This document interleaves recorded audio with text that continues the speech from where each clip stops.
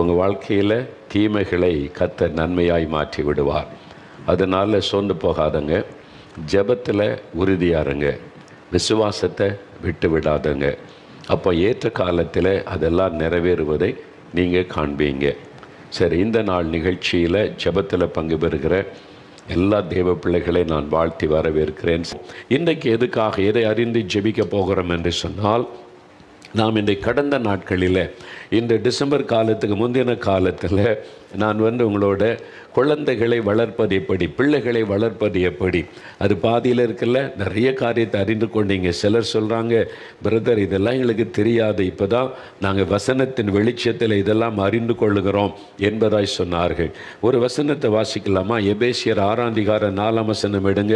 எபேசியர் 6:4 நாம் இந்த வசனத்தெல்லாம் தியானித்த பிறகு இன்றைக்கு அதன் பிறகு கடைசியில் ஜெபிக்க போகிறோம்.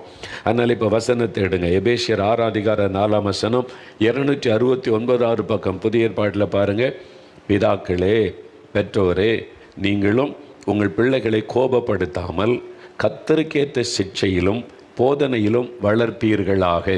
பிள்ளைகளை எப்படி வளர்க்கணும் அப்படின்னா, சிட்சையிலும் போதனையிலும் வளர்க்கணும் அப்படின்னு வசனத்தில் ஆண்டவர் எழுதி கொடுத்திருக்கிறார். அப்போ இந்த ரெண்டில் கவனம் செலுத்தணும். பிள்ளைகளை சிட்சித்து போதித்து வளர்க்க வேண்டும் என்று ஆண்டவர் சொல்லுகிறார். போதிக்க வேண்டும், அதில் கவனம் செலுத்தணும். சில காரியத்துக்கு முன்பாகவே நான் சொன்னேன், இப்போ வேகமாக சில காரியம் சொல்கிறேன். பிள்ளைகளுக்கு டீச் பண்ணணும், போதிக்கணும். பிள்ளைகளுக்கு கற்றுக்கொள்கிற இருதயம் இருக்கும். சின்ன வயசில் நீங்கள் சொல்கிறத கவனித்து கேட்பாங்க. பெற்றோரிடத்துல தான் முதல்ல அவங்க கற்றுக்கொள்ளுவாங்க. அதன் பிறகு ஸ்கூலில் டீச்சர் சொல்கிறத கவனிப்பாங்க. அப்போ பெற்றோர் தான் முதலாவது பிள்ளைகளுக்கு கற்றுக் கொடுக்கிறவர்கள். உங்களுடைய வாழ்க்கை கற்றுக் கொடுக்கும். நீங்கள் முழங்கால் நின்று ஜெபிக்கிறத அவங்க பார்த்தா அவங்களும் முழங்கால் நின்று ஜெபிப்பாங்க.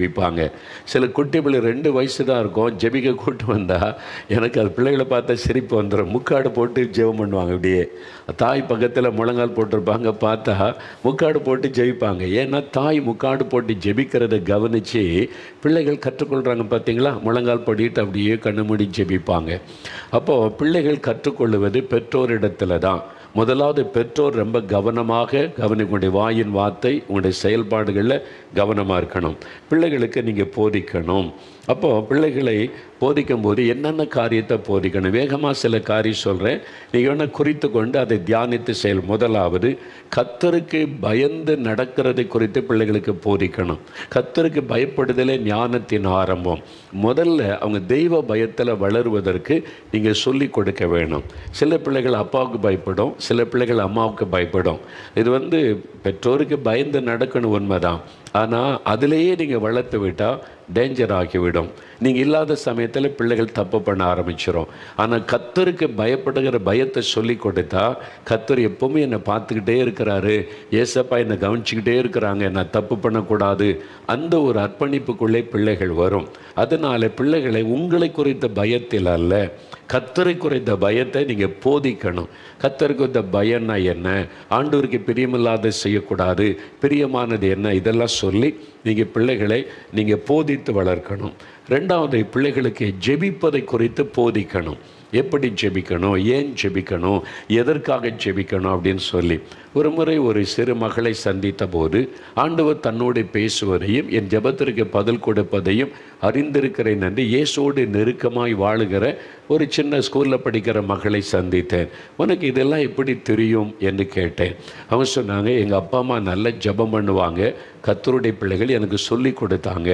மகளே, அதிகாலையில் எழும்பி ஜெபிச்சா ஆண்டவருக்கு ரொம்ப பிரியம், அப்போ நம்ம நல்லா ஜெபிக்கலாம், ஆண்டவர் நம்மோடு பேசுவதை கேட்க முடியும் என்று தாய் தகப்பன் சொல்லி கொடுத்தாங்க. ஸ்கூலில் படிக்கிற அந்த சின்ன அந்த மகள் அதிகாலையில் சில சமயம் 4 மணி 5 மணிக்கெல்லாம் எழும்பி பல்லு விளக்கி முகம் கழுவி முதல்ல பைபிள் வாசித்து ஜெபம் செய்வாளாம். பாருங்கள், அதிகாலையில் எழும்பி ஜெபிக்கிற பழக்கத்தை பெற்றோர் சொல்லி கொடுத்தாங்க. அப்புறம் அந்த மகள் சொன்னாள், நீ முதலாவது மற்றவங்களுக்காக ஜெபிக்கணும், எனக்கு ஞானம் வேணும், படிப்பு வேணும், மார்க் வேணும், இதெல்லாம் ஜெபிக்கிறதுக்கு முன்னால் நம்முடைய இந்திய தேசம் ஊழியக்காரர்கள், மிஷினரிகள் ஊழியம் செய்கிறாங்க, மற்ற மக்கள் இன்னும் ரட்சிக்கப்படாமல் பாவத்தில் சாபத்தில் இருக்கிறாங்க, அவங்களுக்கெல்லாம் ஜெபிக்கணும்னு சொல்லி கொடுத்தாங்க. முதல்ல நான் மற்றவங்களுக்காக ஜெபம் பண்ணுவேன். அதனால் அந்த மகள் இயேசுவோடு நெருக்கமாய் வாழுகிற ஒரு உன்னதமான அனுபவத்தை பெற்றுக்கொண்டாள். அது எப்படி அவளுக்கு உங்களுக்குள் வந்தது, தாய் தகப்பன் போதித்தார்கள். நீங்கள் உங்கள் பிள்ளைகளுக்கு ஆவிக்குரிய காரியத்தை சொல்லி கொடுக்குறீங்களா? முதலாவது ஆவிக்குரிய காரியத்தை கற்றுக் கொடுக்கணும். நீங்கள் ஏபிசிடி கற்றுக் கொடுக்குறீங்க, ரைம்ஸ் சொல்லி கொடுக்குறீங்க, இதெல்லாம் கற்றுக் கொடுக்குறீங்க. பிள்ளைகள் படிக்கணும், ஏபிசிடி சொல்லணும்னு மகிழ்ச்சி அடைகிறீங்க. முதலாவது ஆவிக்குரிய காரியத்தை பிள்ளைகளுக்கு கற்றுக் கொடுக்கணும். அதுதான் ஃபஸ்ட்டு. நீங்கள் முதல் இடம் ஆவிக்குரிய காரியம் பிள்ளைகளுக்கு சொல்லிக் கொடுக்க முதலிடம் கொடுக்கணும். அப்போ கர்த்தருக்கு பயப்படுகிற பயம், ஜெபிப்பதை கற்றுக் கொடுக்கணும். அதன் பிறகு வேதத்தை வாசிப்பது, தியானிப்பதை பிள்ளைகளுக்கு கற்றுக் கொடுக்கணும். சும்மா பைபிள் படி நீயே படின்னு சொல்லாமல் சின்ன பிள்ளைகளுக்கு முதல்ல பக்கத்தில் வைத்து வேத வசனத்தை வாசிப்பது, அதை எப்படி தியானித்து ஜெபிக்கணும் என்பதை கற்றுக் கொடுக்கணும், போதிக்க வேண்டும். நீங்கள் சொல்லிக் கொடுத்தா பிள்ளைங்க அப்படியே செய்வாங்க. இந்த வசனம் ரொம்ப முக்கியம். நீங்கள் சண்டே கிளாஸில் சொல்லிக் கொடுப்பாங்க, சண்டே கிளாஸில் சொல்லிக் கொடுக்குறாங்க, இருக்கட்டும். முதலாவது தாய் தகப்பன் நீங்கள் உங்களுடைய பிள்ளைகளுக்கு போதிக்கணும் வசனத்தை. அப்போ நீங்கள் தான் அதுக்கு முதலிடம் கொடுக்கணும். நீங்கள் தான் முக்கியமானவங்க. அப்போ பிள்ளைகளோடு உட்கார்ந்து பைபிள் வசனத்தை நீங்கள் வாசிக்கணும். நீ போய் வாசி, ஒரு அதிகாரம் வாசி, படிச்சுட்டு வா, அப்படி சொல்லக்கூடாது. உட்கார வைத்து ஏபிசிடி சொல்லி கொடுக்குறீங்களா, எழுது, ஏ இப்படி எழுது, பி இப்படி எழுது, கையை பிடிச்சு சொல்லி கொடுக்குறீங்களே ஏபிசிடியை, வசனத்தை நீங்கள் பக்கத்தில் சொல்லி கொடுக்கணும்ல. இது பைபிள்னா என்னது, புதிய ஏற்பாடு பழைய ஏற்பாடுன்னா என்னது, இது ஆண்டவருடைய வசனம் எப்படி, இது கர்த்தருடைய வசனம், கொஞ்சம் கொஞ்சமாக சொல்லிக் கொடுங்க. ஒரே நாளில் எல்லாம் தேவையில்லை, சின்ன சின்னதாக சொல்லி கொடுத்தீங்கன்னா பிள்ளைகள் அதை மனசில் பதித்து கொள்ளுவாங்க. ஏன் பைபிள் வாசிக்கணும்? அந்த வசனத்தின் மூலமாக ஆண்டவர் எப்படி நம்மோடு பேசுவார். சும்மா வாசித்தால் போதாது, வசனத்தின்படி வாழ ஒப்பு கொடுக்கணும் என்பதை சொல்லிக் கொடுக்கணும். வசனத்தில் இப்படி இருந்தால் அப்படி நம்ம நடக்கணும். அதை தான் ஏசப்பா கவனிக்கிறாங்க. இதெல்லாம் சொல்லிக் கொடுக்க வேண்டும். நான் மலேசியா போயிருந்தபோது ஒரு டாக்டர், அவங்க ஒரு டாக்டர், மருத்துவ டாக்டர், ஸ்பெஷலிஸ்ட்டு. ஒரு நாள் அவங்கள்ட்ட பேசும்போது அவங்களுடைய பிள்ளைகள் ஸ்கூலில் படிக்கிற பிள்ளைகள் தெரியும். அப்போ பல வருஷத்துக்கு முன்னால் நான் கேட்டேன். அப்போ பிள்ளைகள் எங்கேன்னு கேட்டேன். அவங்க பைபிள் காலேஜ் போயிருக்காங்கன்னாங்க. பைபிள் காலேஜுக்கா? ஸ்கூலில் தானே படிக்காங்க, 5ஆவதோ 6ஆவதோ படிக்கிறாங்க. அப்போ பைபிள் காலேஜுக்குன்னு சொல்கிறீங்கன்னு ஆச்சரியமாக கேட்டேன். அப்போ இந்த டாக்டர் சொன்னாங்க, விடுமுறை நாள் வருதில்ல, நம்ம ஊரில் மே ஜூன் 2 மாதம் லீவெல்லாம் வரும், 1 மாதம் 2 மாதம் லீவு.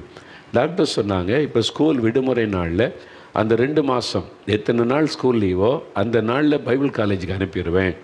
அந்த பைபிள் காலேஜில் போய் எதுக்கு பைபிள் காலேஜுக்கு ஸ்கூலில் படிக்கிற பிள்ளைகளை அனுப்புகிறீங்க? அப்போ நான் முன்னால் நினச்சிருந்தது, பைபிள் காலேஜுக்கு போகிறவங்க ஊழியம் செய்கிறவங்க தானே போவாங்க, அப்படி தானே நீங்களே நினைக்கிறீங்க. நானும் அப்படி தான் நினச்சேன்.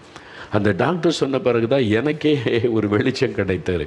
அவன் சொன்னாங்க, பிரதர், நான் இந்த வேதத்தை சும்மா வாசிக்கிறது போகிறது, ஒரு டெய்லி வாசிக்கணும், இப்படியே தான் வாழ்ந்து கொண்டு இருந்தேன். ஆனால் பைபிள் காலேஜில் கற்றுக் கொடுக்கறதை அறிந்து நான் ஈவினிங்கில் போய் பைபிளை கற்றுக்கொள்ள ஆரம்பித்த பிறகு தான் தேவன் இந்த வசனத்தின் மூலமாக எப்படியெல்லாம் நம்மோடு பேசுகிறார் என்பதை அறிந்து கொண்டு என் வாழ்க்கையை ஆசீர்வாதமான வாழ்க்கையாய் மாறினார். அதனால் என் பிள்ளைகளும் வசனத்தை அறிந்து கொள்ளணும். ஊழியம் செய்கிறதுக்கு தான் பைபிள் அறியணும்னு இல்லை, எல்லாருக்குமே பைபிள் தெரியணும். ஆனால் என் பிள்ளைங்க சின்ன வயசுலேயே வேதத்தை அறிந்து கொள்ளட்டும்னு சொல்லி விடுமுறை நாட்களில் அதுக்குன்னு காலேஜ் வச்சுருக்கிறாங்க மலேசியாவில். அதுக்கு அனுப்பிடுற பிள்ளைகள் போய் 2 மாதம் தங்கி நல்லா பைபிள் படிச்சுட்டு வருவாங்க என்பதாய் சொன்னார். நம்ம பெற்றோர் அறிந்து கொள்ளுங்க. பிள்ளைகளுக்கு பைபிள் கற்றுக்கொள்ளுவதற்கு நீங்கள் முயற்சி பண்ணணும், சொல்லி கொடுக்கணும், பக்கத்தில் உட்கார வைத்து. அதுக்கான சில்ட்ரன்ஸ் பைபிள் இருக்குது, சிறுவர் வேதாகமும்.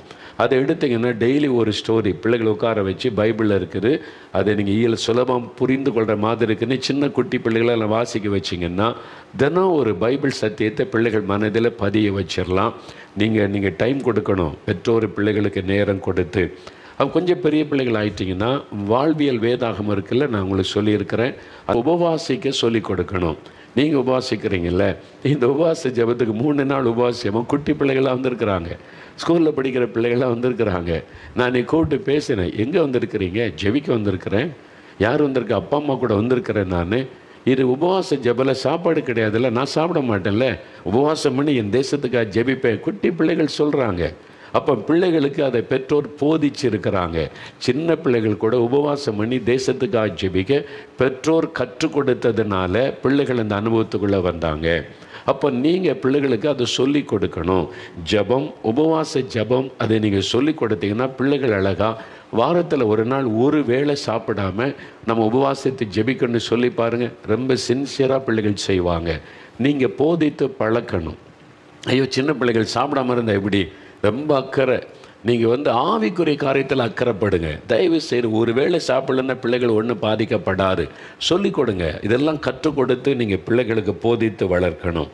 5வது பாருங்கள், கர்த்தருக்கு கொடுப்பதை பற்றி பிள்ளைகளுக்கு போதிக்கணும். கிவிங், காணிக்கை கொடுப்பது. நீங்கள் அப்படியே நீங்கள் ஞாயிற்றுக்கிழமை ஆராதனை போகும்போது சும்மா சில்லறை காசு எடுத்து காணிக்கை பையில் போட்டுன்னு சொல்லக்கூடாது. பிள்ளைகளுக்கு கொடுத்து ஜெபம் பண்ணி இது கர்த்தருக்கு கொடுக்குறோம், கர்த்தர் தான் அதை அங்கீகரிக்கணும், நீ ஜெபத்தோட காணிக்கையில் நீ படைக்கணும்னு சொல்லி பிள்ளைகளுக்கு காணிக்கை கொடுக்க வேணும். அது ரொம்ப முக்கியம். கொடுப்பதை குறித்து ஆண்டவருக்கு நீங்கள் கொடுக்கிற காரியத்தை குறித்து போதிக்க வேண்டியது அவசியம். நான் பார்க்குற சில பிள்ளைகள் வருஷத்தில் ஒரு முறை இந்த கேம்புக்கு ஒரு முறை சில குழந்தைகள் உண்டியலோடு வருவாங்க. இது என்னதுன்னு கேட்டால், எங்கள் அப்பா எங்கள் அம்மா எனக்கு கொடுக்குற காசை நான் அந்த உண்டியலில் போட்டு கொண்டு வந்திருக்கிறேன், என்ன மாதிரி சின்ன பிள்ளைகளுடைய ஆசீர்வாதத்துக்கு பயன்படுத்துங்க. பிள்ளைகள் பார்த்திங்களா, கொடுக்குற ஒரு பழக்கம் பேரண்ட்ஸ் சொல்லி கொடுத்ததுனால உண்டியல் வச்சு கொண்டு வருவாங்க. பிள்ளைகள் குட்டி குட்டி பிள்ளைகள் கொண்டு வரும். அவங்க என் கையில் கொடுப்பாங்க. இது என்னதுன்னு கேட்டால் காணிக்கம்பாங்க. இது ஏதுன்னா, எனக்கு எங்கள் அம்மா கொடுத்ததெல்லாம் இந்த உண்டியலில் போட்டிருக்கிறேன், இதை ஊழியத்துக்கு கொடுக்குறேன், என்ன மாதிரி சின்ன பிள்ளைகளுக்கு இயேசுவை அறிவிக்க பயன்படுத்துங்க, ஏழை குழந்தைகளுக்கு உதவி செய்ய பயன்படுத்துங்கன்னு பிள்ளைகள் கொண்டு வந்து தருவாங்க. எப்படி தெரியும்? அந்த பெற்றோர் போதிச்சாங்க. பிள்ளைகளுக்கு சொல்லிக் கொடுங்க. கொடுக்கிறத நீங்கள் சொல்லிக் கொடுக்கணும். அதே மாதிரி ஏழைகளுக்கு கொடுப்பதையும் சொல்லிக் கொடுக்கணும். ஏழைகளுக்கு உதவி செய்யணும், நம்மை சுற்றி இருக்கிற ஏழைகளுக்கு தாராளமாக கொடுக்கணும், அப்படி நீங்கள் சொல்லிக் கொடுக்கணும். உனக்கு கொடுக்குற காசுலேருந்து கொடு, அந்த பழக்கத்தை பிள்ளைகளுக்கு ஏற்படுத்தணும். டேவிட் ஸ்டூவர்ட்னு ஒரு ஊழியக்காரர் உண்டு. இந்தியாவில் இருந்தாங்க, இப்போ அமெரிக்காவில் ஊழியம் செய்கிறாங்க. அவங்க அப்பா ஒரு மிஷினரியாக ஊழியம் செய்கிறவங்க. அவங்க சொன்னாங்க, அந்த காலத்தில் ஒரு 50 வருஷத்துக்கு முன்னால் ஸ்கூலில் படிச்சுக்கிட்டு இருக்கும்போது பிள்ளைகளுக்கு காணி ₹1, அதை ஸ்கூலில் போனால் மிட்டாய் வாங்கி சாப்பிட கொடுத்தா அவங்க அப்பா கூப்பிட்டு ₹1 உனக்கு தர்றேன், நீ மிட்டாய் வாங்குவியோ அது வாங்கியோ, நீ எல்லாம் ஐஸ் வாங்குவியோ வாங்கினா இந்த ₹1 நான் உனக்கு தரும்போது இதில் 90 காசு தான் உனக்கு, 10 காசு கர்த்தருக்குரியது. தசம பாகத்தை நீ கர்த்தருக்கு கொடுத்துடணும். 10ல் 1 கர்த்தருக்கு, 90 பைசா தான் உனக்கு செலவு பண்ணி சொல்லியே கொடுப்பாங்களாம். அப்போ சின்ன வயதிலேயே அவனுடைய மைண்டில் சொன்னது, எனக்கு வரக்கூடிய எல்லா காசுலையும் 10ல் 1 கர்த்தருக்கு அப்படின்னு சொல்லி பிரித்து வைக்கிற பழக்கம் உண்டானது. உங்கள் பிள்ளைகளுக்கு சொல்லி கொடுக்கணும். நான் உனக்கு காசு தரேன், ₹10 தரேன், அதில் ₹100. நீங்கள் காலேஜில் படிக்கிற பிள்ளைகளானாலும் ₹100 கொடுத்தா ₹90 தான் நீ பயன்படுத்தணும், ₹10 கர்த்தருக்குரியது. பிள்ளைகளையே கொடுக்க வைப்பதற்கு நீங்கள் பழக்கணும், போதித்து வளர்க்கணும். ஆண்டவருக்கு கொடுப்பது, ஏழைகளுக்கு கொடுப்பது. பிறந்த நாள் வந்தால் கேக்கு வெட்டுறீங்க, நிறைய பணம் ஆயிரக்கணக்காக செலவு பண்ணுறீங்க. உங்களுக்கு வசதி இருந்தால் செய்யுங்க, உங்களுடைய வசதிப்படி. கடன் வாங்கியெல்லாம் செய்யாதங்க. அப்படி செய்யும்போது நீங்கள் என்ன பண்ணுங்கள், பிறந்த நாளுக்கு பிள்ளைகள் கிஃப்ட்டை எதிர்பார்க்க வித்தியாசமாக யோசிக்கும்ல, அது மாதிரி உண்மை. அது மாதிரி மற்ற பிள்ளைகள் செய்கிறத பார்க்குறதுனால புது ட்ரெஸ்ஸு, கேக்கு வெட்டுறது, ஃப்ரெண்ட்ஸ் எல்லாம் கூப்பிட்டு ஜாலியாக செலவு பண்ணுறது தப்பு இல்லை. ஆனால் அதுக்கு மத்தியில் இன்னொன்று செய்யுங்க. பிள்ளைகளுக்கு அனாதை விடுதிகள் இருக்குல்ல, ஆர்ஃபனேஜ், அவங்களுக்கு கூப்பிட்டு போய் அந்த பிள்ளைகளுக்கு உங்கள் பிள்ளைகள் கைனால் உணவு கொடுக்க வைங்க. அங்கே கேக்கு வெட்டி அந்த குழந்தைகளுக்கு கொடுக்க வையுங்க. அந்த குழந்தைகளுக்கு ட்ரெஸ் எடுத்து கொடுக்க வைங்க. பிள்ளைகளை வித்தியாசமாக பழக்குங்க. உலக மக்களைப் போல பழக்காதங்க. உலக மக்கள் அப்படி செய்யட்டும், நம்ம ஆண்டவருடைய பிள்ளைகள் நம்ம இயேசுக்கு பிரியமானது செய்யணும். உன் கையினால் இந்த ஏழைகளுக்கு சாப்பாடு கொடு, ட்ரெஸ்ஸு கொடு, கேக்கு கொடு, நீ பழக்குங்க. பிள்ளைகள் கர்த்தருக்குள்ளே சந்தோஷப்படுவாங்க. கர்த்தர் பிள்ளைகளை குறித்து சந்தோஷப்படுவார். ஆடம்பரமாக பணக்காரங்களுக்கே நம்ம பிறந்த நாள் கொண்டாட நீ செலவு பண்ணி என்ன பிரயோஜனம் நினைக்கிறீங்க? அது நமக்கு சந்தோஷம். ஆண்டவர் சந்தோஷப்படுவாரா? ஆசிந்தவரை சந்தோஷப்படுத்துகிறது, ஏழைகளை சந்தோஷப்படுத்துவது. சின்ன வயசுலேயே குழந்தைகளுக்கு அதை விதைங்க, அதை போதிங்க, அந்த பழக்கத்துக்கு கொண்டு வாங்க. சரியா? அப்புறம் சர்ச்சைக்கு ஏன் போகணும், சபைன்னா என்ன, ஊழியன்னா என்ன, பிள்ளைகளுக்கு சொல்லிக் கொடுங்க. எதுக்கு நம்ம சர்ச்சுக்கு போகிறோம், சண்டே கிளாஸ்னா என்ன, ஏன் நம்ம ஞாயிறு பள்ளிக்கு போகணும், இதெல்லாம் நீங்கள் போதிக்கணும். சொல்லிக் கொடுத்து முக்கியத்துவத்தை பிள்ளைகளுக்கு கற்றுக் கொடுக்கணும். பாஸ்டர்னா யார், போதகர்னா யார், அவங்களை எப்படி நம்ம கனப்படுத்தணும், அவங்களுக்காக ஜெபிக்கணும். சின்ன வயசுலேயே பிள்ளைகளுக்கு நீங்கள் சொல்லிக் கொடுக்கணும். ஊழியங்கள், மிஷினரி ஊழியன்னா என்ன, அவங்க வட இந்தியாவில் இப்போ எப்படி ஊழியம் செய்கிறாங்க, இதெல்லாம் நீங்கள் சொல்லிக் கொடுக்கணும். அப்போது முதலாவது ஆவிக்குரிய காரியத்தை பிள்ளைகளுக்கு போதிக்கணும். நீங்கள் போதித்து வளர்க்கணும்னு வசனத்தில் சொல்லப்பட்டிருக்கிறது. அடுத்தது என்னென்னா, ஒழுக்கத்தை போதிக்கணும். டிசிப்ளின், அதை நீங்கள் பிள்ளைகளுக்கு போதிக்கணும். சொல்லி கொடுத்தா பிள்ளைகள் அப்படியே செய்வாங்க. உங்கள் வீட்டில் எப்படி ஒழுக்கத்தை கடைபிடிக்கணும், வெளியில் ஸ்கூலில் சமுதாயத்தில் நம்ம போகும்போது எப்படி ஒரு டிசிப்ளின் ஒழுக்கமாக நடந்து கொள்ளணும், இதெல்லாம் பிள்ளைகளுக்கு நீங்கள் சொல்லி கொடுத்தா அப்படியே செய்வாங்க. பெரியவர்களுக்கு மரியாதை கொடுக்கணும். நான் சொன்ன பார்த்தீங்களா, கடந்த முறை ஒரு வீட்டுக்கு போய் கதவை தட்டுறேன். அங்கே வந்து குட்டி பிள்ளை வந்தால் என்ன யாருன்னு அந்த பிள்ளைக்கு தெரியல. ஆனால் என்னை பார்த்த உடனே முதலாவது தோத்துறங்கள் அப்படின்னு கை கூப்பி சொன்னது. சின்ன குட்டி பிள்ளை சொல்லிவிட்டு உள்ளே போய் யாரோ ஒரு அங்கிள் வந்திருக்கிறாங்கப்பா அப்படின்னு சொல்லுகிறாரு. நான் உள்ளே போனால் அந்த குட்டி பிள்ளையை அறிமுகப்படுத்துகிறாங்க. எவ்வளோ ஒரு மரியாதையாக பெரியவங்களை பார்த்த உடனே யாருன்னே தெரியாட்டா கூட தோத்துறாங்கள்னு சொல்லிடு பார்த்தீங்களா. அதை பெற்றோர் கற்றுக் கொடுத்த ஒரு காரியம். உங்கள் பிள்ளைகளுக்கு சொல்லிக் கொடுக்கணும். பெரியவங்க நம்ம வீட்டுக்கு வந்தால் முதல்ல ஸ்தோத்திரம் சொல்லணும் அப்படின்னு சொல்லி கொடுக்கணும். மரியாதையாக நம்ம பேசணும், அன்பாக பேசணும். சில பிள்ளை பார்த்துட்டு அப்படியே மூஞ்சி திருவிட்டு போகும். யாருன்னா நமக்கு என்னன்னு போகும். இதெல்லாம் பெற்றோருடைய போதனையில் தான் இருக்கிறாரு. சின்ன வயசுலேயே நீங்கள் சொல்லி கொடுக்கணும். நான் அமெரிக்காவுக்கு போனால் சில பெற்றோர் வந்து ரொம்ப கஷ்டப்படுவாங்க. ஏன்னா அமெரிக்காவுடைய அங்கே கலாச்சார வித்தியாசம் இல்லை. பெரிய பிள்ளைங்க காலேஜில் படிக்கும், வேலை செய்யும், கூப்பிட்டு அங்கிள் வந்திருக்கிறாங்க தோத்திர சொல்லுன்னா அவங்க கையை வராது. அவங்களுக்கு பழக்கம் இல்லைல்ல, அவங்க மேலே தப்பு இல்லை, பழக்கம் இல்லைல்ல.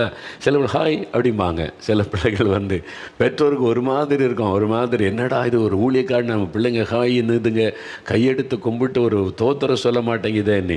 நான் வந்து அந்த சூழ்நிலை பார்த்துட்டு அது ஒன்றும் இல்லை, இந்த அமெரிக்காவில் இந்த பிள்ளைகள் வளர்ந்ததில்லை ஓகே அப்படின்னு நான் கை கூப்பி தோத்திர சொல்லிடுறேன். அந்த பிள்ளைகளுக்கு ஒரு மாதிரி ஆயிரும். நான் தோத்திரம் பண்ண உடனே அவனுக்கு கை வராது. அந்த சின்ன வயசில் பழக்கம் இல்லையே.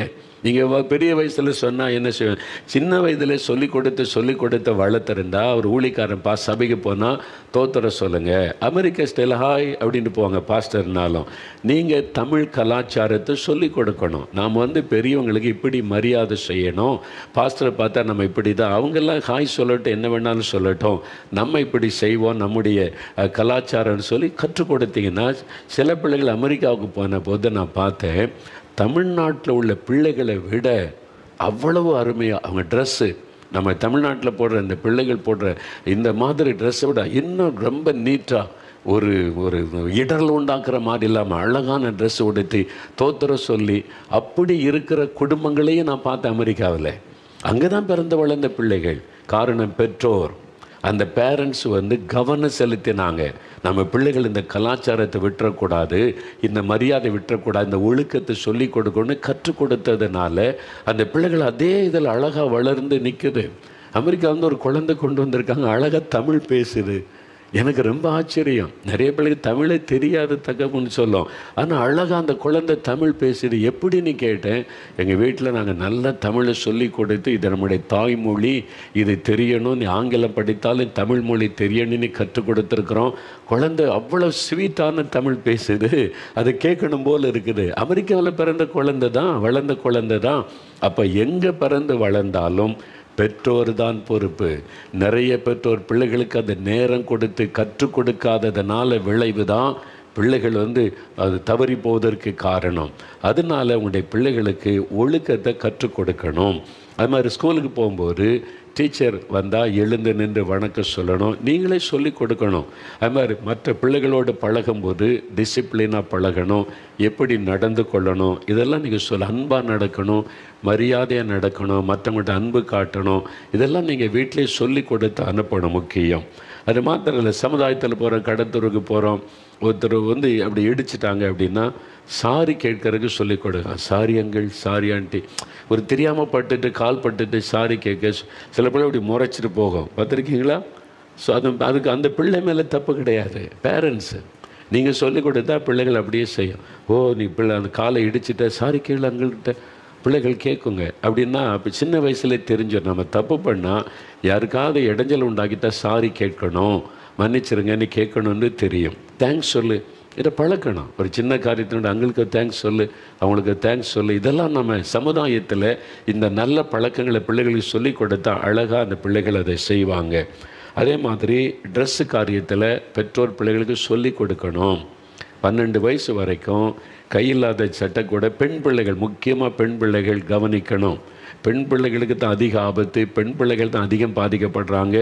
அதனால பெண் பிள்ளைகளை நம்ம கவனம், பைபிளில் அதான் எழுதப்பட்டிருக்கு, பெண் பிள்ளைகள் காரியத்தில் கவனம் செலுத்த வேண்டியது. ட்ரெஸ்ஸு காரியத்தில் ரொம்ப பைபிளில் சொல்லப்பட்டிருக்கிறது பெண்களுக்கு என்று சொல்லி. ஆண்களுக்கும் டிசிப்ளின் வேணும் ட்ரெஸ்ஸில், பெண்களுக்கு ஏன் அதிகம் சொல்லப்படுதுன்னா அது சமுதாயத்தை நமக்கே தெரியும். அதனால் 12 வயசு வரைக்கும் தான், அதுக்கு மேலே போனால் கை வச்ச சட்டை இதெல்லாம் சின்ன வயசில் சொல்லி கொடுக்கணும். நான் சின்ன பிள்ளை தானே, எதுக்கு என்ன இப்படி போய் சொல்கிறீங்கன்னு சொன்னாலும் விளக்கணும். ரொம்ப குட்டி பிள்ளைகள்னால் பரவாயில்ல, இப்போ நீ பெரிய பிள்ளை ஆகிட்ட, மற்றவங்க எல்லாம் கவனிப்பாங்க, நம்ம ஆண்டோடைய பிள்ளைகள் ட்ரெஸ்ஸு காரியத்தில் கவனமாக இருக்கணும், அதெல்லாம் சொல்லி கொடுக்க வேண்டும். அது மாதிரி சுடிதார் போட்டால் துப்பட்டா போடணும். துப்பட்டா எதுக்கு? ஸ்டைலுக்கு கழுத்தில் சுற்றிக்கிறக்கா? இன்றைக்கி பாருங்கள், இதெல்லாம் இன்றைக்கி பிள்ளைகள் அதெல்லாம் விட்டுட்டாங்க. ஸ்கூலில் படிக்கும்போது பாருங்கள் துப்பட்டாவை எப்படி போடுறாங்க. ஸ்கூலில் டிசிப்ளின் சொல்லி கொடுத்து இப்படி தான் துப்பட்டா போடணும் அப்படின்னு சொல்லி கொடுத்து அனுப்புகிறாங்க. ஆனால் காலேஜுக்கு போன உடனே கழுத்தை சுற்றிக்கிறாங்க, ஸ்டைலுக்கு போடுறாங்க. ஸ்டைலுக்கு போடுறதில்ல துப்பட்டா, அது ஒரு ஒழுக்கம். பிள்ளைகள் தங்களை ஒழுக்கமாக தங்களை கவனித்து கொள்ளுவதற்கு, மற்றவங்களுடைய கண்களுக்கு இடரல் உண்டாக்காதபடி இருப்பதற்கு தான் துப்பட்டா. இதை பிள்ளைகளுக்கு நீங்கள் சொல்லிக் கொடுக்கணும்ல. சொல்லிக் கொடுக்கறதுனால அது கழுத்தில் சுற்றுது, ஸ்டைலாக பின்னால் போட்டுக்கிட்டு போகுது. அது முன்னால் போட்டு எப்படி உன்னுடைய பரிசுத்தத்தை காத்து கொள்ளணும், மற்றவங்க அப்படி பார்த்தா நான் என்ன பண்ணுறது சொல்லக்கூடாது. இடரலை உண்டாக்குற மாதிரி நம்முடைய ட்ரெஸ் இருக்கக்கூடாது என்பதை வசனத்திலேருந்து பிள்ளைகளுக்கு சொல்லி கொடுக்கணும். சின்ன வயசில் ஸ்கூலில் படிக்க வரைக்கும் பிள்ளைகள் துப்பட்டாவை கரெக்டாக போடுறாங்கல்ல, அதுக்கு பிறகு இஷ்டத்துக்கு நீங்கள் விட்டுடுறீங்க. அதுங்க அந்த டிவிலையும் அதுலேயும் அவங்களையும் இவங்களையும் பார்த்துட்டு, ஏன்னா விளம்பரம்லாம் இப்போ வெளிநாட்டில் கூட இப்படி விளம்பரம் இல்லை, அசிங்கப்படுத்துகிற அருவருப்பான விளம்பரங்களை தமிழ் டிவி நிகழ்ச்சிகள் கூட வர ஆரம்பித்து விட்டார். ரொம்ப கவனம் செலுத்தணும், பெற்றோர் சொல்லிக் கொடுக்கணும். மற்றவங்க முகம் சுளிக்கிற மாதிரி உன்னுடைய உடை இருக்கக்கூடாது. அதனால் துப்பட்டா எதுக்கு கொடுக்கப்பட்டிருக்கிறது, அதுக்கு கரெக்டாக பயன்படுத்தணும், அது ஸ்டைலுக்கு போடுவது அல்ல. இதெல்லாம் சொல்லிக் கொடுக்கணும். சொல்லாதனால பிள்ளைங்களுக்கு தெரியல. அவங்க ஸ்கூலில் மற்றவங்க பார்க்குறாங்க, மற்றவங்களுக்கு நமக்கு வித்தியாசம், நாம் தேவ பிள்ளைகள். அதனால் இதெல்லாம் கற்றுக் கொடுக்கணும். இந்த துப்பட்டா போட்டு இப்படி போடணும், ட்ரெஸ் போட்டால் பெரிய பிள்ளை, இதெல்லாம் சொல்லி கொடுக்கணும். மற்றவங்க பார்வையில் அது இடரலை நம்ம உண்டாக்கக்கூடாது. அவங்களுடைய மனதில் ஒரு காரியத்தை நம்ம தப்பான எண்ணத்தை உண்டாக்கக்கூடாது. அதுக்கேற்றபடி நம்ம கவனமாக இருக்கணும். இதெல்லாம் பிள்ளைகளுக்கு சொல்லி கொடுத்தா அழகாக அதுங்க கீழ்ப்படிந்து செய்யுங்க. அதனால் சின்ன வயசுலேயே சொல்லி கொடுக்கணும், கவனிக்கணும். அப்புறம் இப்போ தெரியாதவங்கள்ட்ட எதுவும் வாங்கக்கூடாது. அதை நீங்கள் சொல்லி கொடுத்துருப்பீங்க. யாரும் எதுவும் ஸ்வீட் கொடுத்தாங்க, ஐஸ் கொடுத்தா வாங்கி சாப்பிடாதங்க. தெரியாத ஆள் கூப்பிட்டு பேசினா போகாதங்க. ஸ்கூலுக்கு அனுப்புகிற பிள்ளைகளை குறித்து பெற்றோர் கவனமாக இருக்கணும். தெரியாத யார் கூடயும் பேசக்கூடாது, யார் என்ன கொடுத்தாலும் வாங்கக்கூடாது என்பதெல்லாம் சொல்லி கொடுத்தீங்கன்னா கவனமாக இருப்பாங்க. சரி, இதெல்லாம் ஒழுக்கம் சொல்லி கொடுக்கணும். அடுத்தது வசனம் என்ன சொல்லுது, சிட்சிக்கணுமா. கர்த்தருக்கேற்ற சிட்சையிலும் போதனையிலும் வளர்ப்பீர்களாக. சிட்சிக்கிறேன்னு சொல்லி கண்டிடத்தில் பிள்ளைகள் அடிக்கிறது, செவிட்டில் அடிக்கிறது, அதெல்லாம் செய்யக்கூடாது. ஆனால் வசனம் என்ன சொல்லி தெரியுமா? நீதிமொழிகள் 22 அதிகாரம் 15வது வசனம் பாருங்கள். நீதிமொழிகள் 22 அதிகாரம் 15வது வசனம். பைபிளில் திருப்பங்க, பழைய ஏற்பாட்டில் 782வது பக்கம் பாருங்கள். 15வது வசனம். பிள்ளையின் நெஞ்சில் மதியீனம் ஒட்டி இருக்கும், அதை தண்டனையின் பிரம்பு அவனை விட்டு அகற்றும். பார்த்தீங்களா? பிள்ளையின் நெஞ்சில் மதியீனம் ஒட்டி இருக்கும், அதை தண்டனையின் பிரம்பு அவனை விட்டு அகற்றும். இன்னொரு வசனம் பாருங்கள். நீதிமொழிகள் 23 13 14 வசனம். அடுத்த பக்கத்தில் பாருங்கள். வசனம் என்ன சொல்லுது பாருங்கள். பிள்ளையை தண்டியாமல் விடாதே, அவனை பிரம்பினால் அடித்தால் அவன் சாக மாட்டான், சாகான். நீ பிரம்பினால் அவனை அடிப்பதினால் பாதாளத்திற்கு அவன் ஆத்மாவை தப்புவிப்பாயே. வசனம் எவ்வளோ எச்சரிப்பு ஆண்டவர் எழுதியிருக்கிறார். பிரம்பு கையாடுங்க, பிரம்பு வச்சு அடிங்க.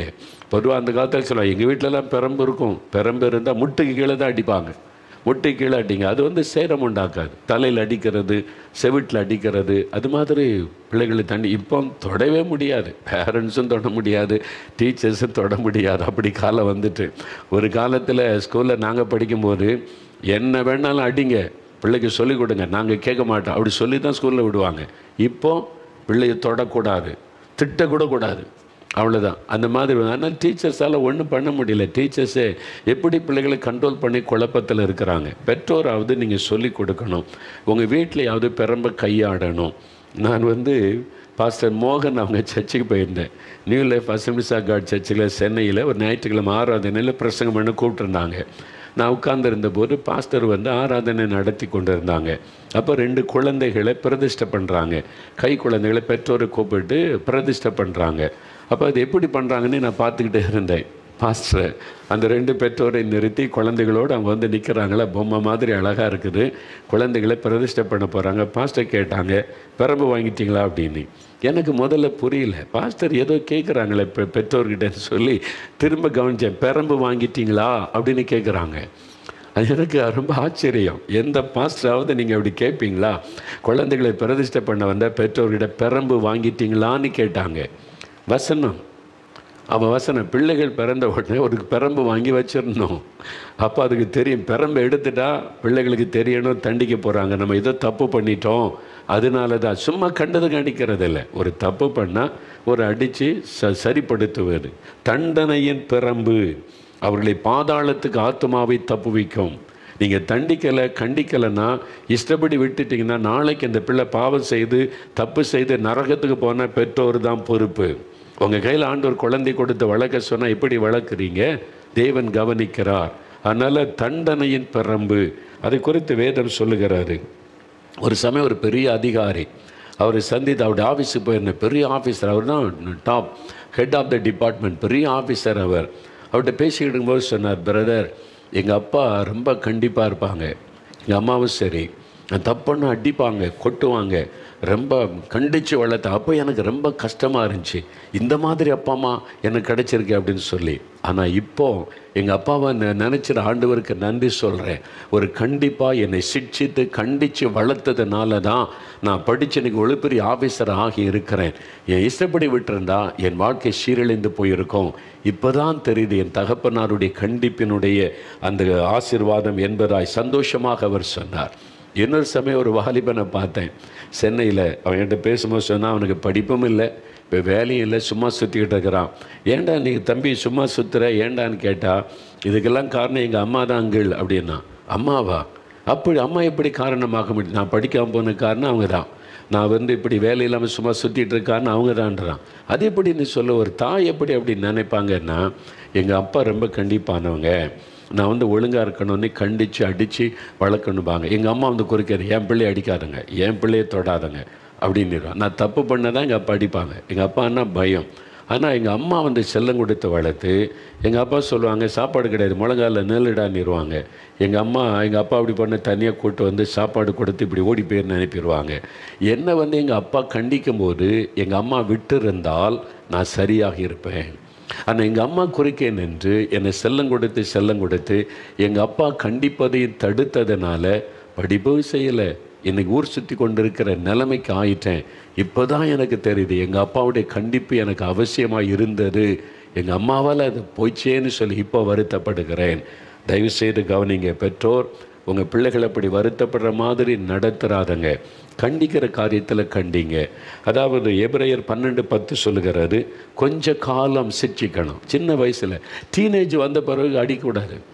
அதை நாளைக்கு சொல்கிறேன். டீனேஜ் பிள்ளைகளை எப்படி ஹேண்டில் பண்ணுறது, டீனேஜ் பிள்ளைகளுக்கு என்ன பிரச்சனை வரும், இதை பெற்றோர் நிறைய பேர் அறியவில்லை. அது நாளைக்கு நான் அதை குறித்து உங்களோடு பேச போகிறேன், ஜெபிக்க போகிறோம். ஒரு வயசு வரைக்கும் தான் கண்டிக்கணும். அதுக்கு மேலே கம்பு எடுக்கிறது அடிக்கிறது கை நீட்டுறதெல்லாம் இருக்கக்கூடாது. அது வித்தியாசமாக பிள்ளைகளை டீல் பண்ணணும். அதனால தான் இந்த பிள்ளைகளை வளர்க்கக்கூடிய ஞானம் எனக்கு வேணும் ஆண்டவரே. பிள்ளைகிட்ட என்ன பேசணும், எப்படி நடக்கணும், எதுக்கு கண்டிக்கணும், எதுக்கு கண்டிக்கக்கூடாது, கண்டித்தா கண்டபடி அடிக்கிறது, அப்புறம் போட சாப்பாடு கிடையாதுன்னு சொல்கிறது, அடுத்த நேரம் உட்காந்து ஏன் கண்டிக்கிறாங்கன்றதை விளக்கமாக சொல்லணும். சில பிள்ளைகள் சொல்ல, எதுக்கு எங்கள் அப்பா என்னை அடிக்கிறாருன்னே தெரியல, கோபம் தான் என்னை அடிக்கிறாரு. அப்போ பெற்றோர் மேலே அன்பு பாசம் எல்லாம் போயிடும், மரியாதை போயிடும். அந்த மாதிரி நடக்கக்கூடாது. தயவு செய்து உங்களுடைய பிள்ளைகள் ரொம்ப முக்கியமானவங்க. ஆண்டவருக்கு ரொம்ப தேவை உங்களுடைய குழந்தைகள் எதிர்கால எழுப்புதல் ஆசீர்வாதத்துக்கு. இதை மனதில் கொண்டு பிள்ளைகளை கர்த்தருக்கு பிரியமானபடி வளர்ப்பதில் கவனம் செலுத்தணும். அதில் கர்த்தருக்கு பிரியமானபடி வளர்ப்பதில் கவனம் செலுத்தி போதிக்கணும், டீச் பண்ணணும். அவங்களை சிக்ஷித்து போதித்து அழகாக நீங்கள் வளர்க்கணும். அந்த ஞானம் எனக்கு தாங்க ஆண்டவரே, எனக்கு கிருபை தாங்கன்னு நீங்கள் ஜெபிக்கணும். சரியா? அதனால் இந்த நாளில் அந்த மாதிரி நம்ம ஜெபிக்க போகிற குழந்தைகள் எவ்வளோ முக்கியம், பிள்ளைகள் எவ்வளோ முக்கியம்.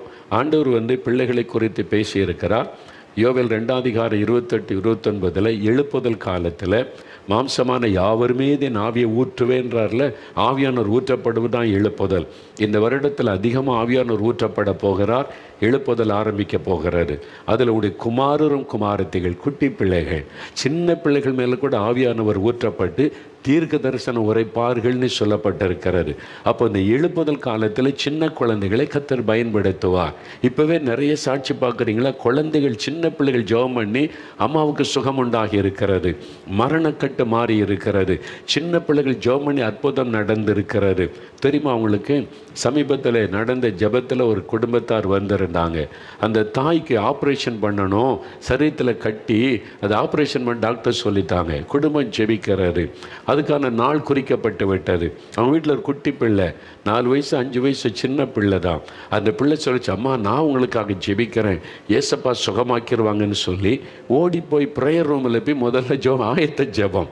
குட்டி பிள்ளை சொல்லுது, ப்ரேயர் ரூமில் போய் முதல்ல எங்கள் அம்மாவுக்காக நான் ஜெபிக்க போகிறேன் இயேசுவே, எங்கள் அம்மாவத்தோடு. அப்புறம் அம்மா மேலே கை வைத்து ஜெபித்தது. அப்புறம் டாக்டர்கிட்ட போய் பரிசோதித்தால் ஆப்ரேஷனுக்கு முன்னால் செக் பண்ணி பார்த்தா கட்டியே காணவில்லை. அந்த குட்டி பிள்ளை ஜெபத்தில் கட்டி மறைந்து விட்டது. இனிமேல் சின்ன பிள்ளைகளை அப்படியெல்லாம் கர்த்தர் பயன்படுத்துவார். அதுக்கான அபிஷேகம் ஊற்றப்படும். அப்போ பிள்ளைகள் ரொம்ப முக்கியமானவங்க. பிள்ளைகள் பாதுகாக்கப்படணும், ஆசீர்வதிக்கப்படணும்.